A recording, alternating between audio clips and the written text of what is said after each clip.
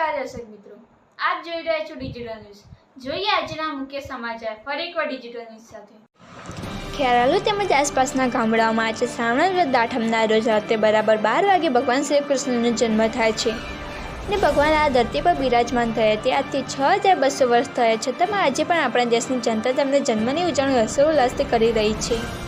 તેમાં ચીકણી માટી લાવીને તેમાંથી શંકર ભગવાનની અને પાર્વતીજી દૂતી મહારાજની મૂર્તિ બનાવી ભગવાનના જન્મની તૈયારી કરી રાત્રે 12 વાગ્યા સુધી રાજકરમાં નાચગાન કરી પ્રસાદનું વિતરણ કરી ભગવાનના જન્મોત્સવ રંગેચંગે ઉજવાય છે અને દિવસ દરમિયાન માટી ફોડનો પણ કાર્યક્રમ કરવામાં આવતો હોય છે।